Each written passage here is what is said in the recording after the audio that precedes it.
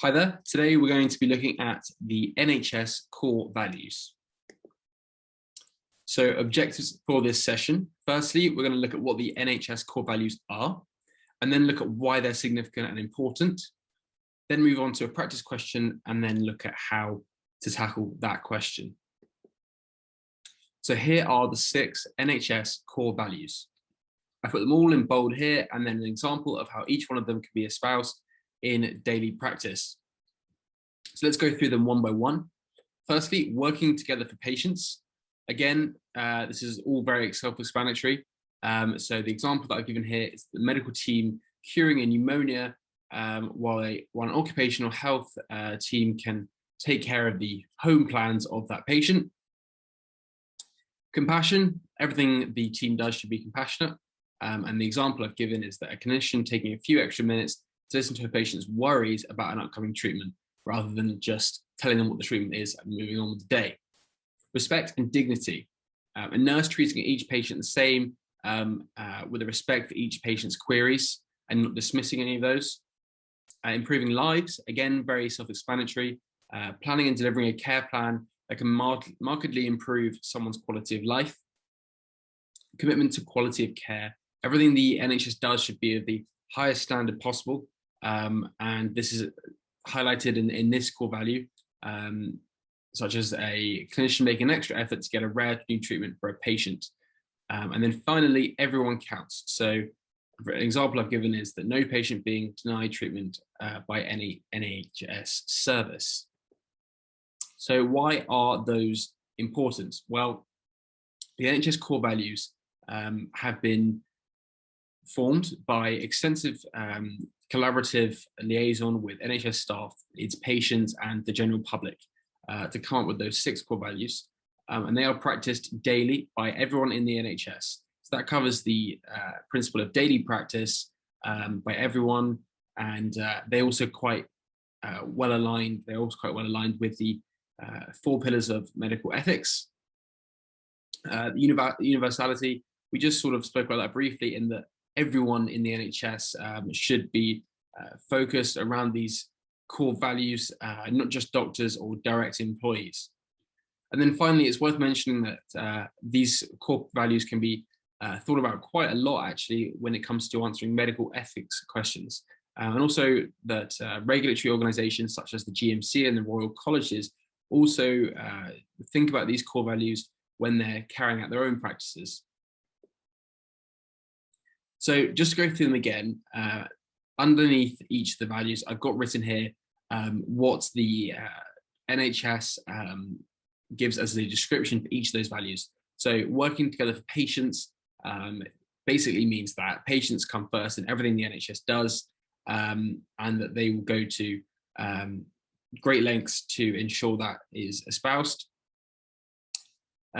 Respecting dignity, value for every person, respecting what they want to get out of life and their health, commitment to the quality of care,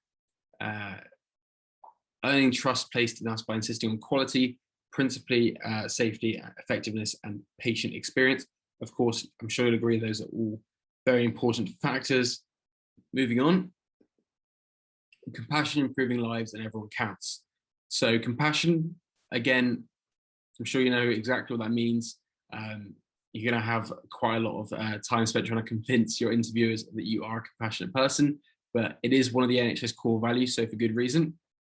Ensuring that we ensure that compassion is central to the care we provide, improving lives, striving to improve health and well-being, cherish excellence and professionalism wherever we find it.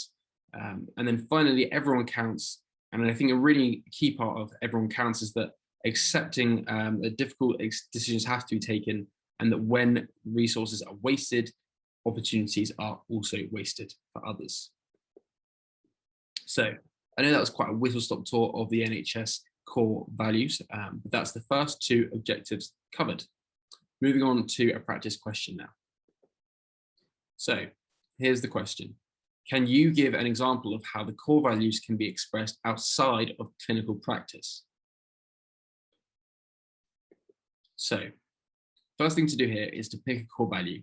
There are 6, so you can pick any of those. And then it's really key that you think about outside of the clinical context. So outside of that doctor-patient relationship that you would see on your work experience, for example. So one way to think about it is organizations that aren't directly tied, aren't exactly the NHS. So ones that work with the NHS, but aren't necessarily the NHS, such as the National Institute for Health and Care Excellence, or NICE for short. And then if you really want to give a high caliber answer, it's really good to give another example, just so that you have that knowledge, but you have more in reserve. So one example that I've got written here is the NHS has specific organizations that espouse the core values, not just itself, such as the CQC, which ensures that high quality is given to patients espousing the core value that you can see there at the bottom, commitment to quality of care. And then another example that you could give would be for NICE, saying that by wasting resources, we're wasting an opportunity for someone else. And NICE's job is to inform the NHS of how they can effectively spend their money in the most efficient way possible. Again, making sure that resources aren't wasted and making sure that everyone counts, which is a core value. So just to finish with a few tips. Firstly, just be familiar with the core values themselves. They can really influence your answers to seemingly unrelated questions, particularly ethics questions that aren't about the core values, but you can bring them in to your ethics answers. Secondly, read around the topic. There's also information readily available on the internet about the core values. And then keep, as I mentioned just now, keep them in mind when thinking about ethical questions, because they can give you some extra backing to your answers outside of the pillars of medical ethics. That's everything for today. Thank you very much. To unlock the rest of the videos in this category, make sure to purchase the Aspiring Medics online interview course. We have over 50 videos covering 7 categories, including COVID-19, the NHS, and medical ethics. Head on over to www.theaspiringmedics.co.uk today to ace your med school interview.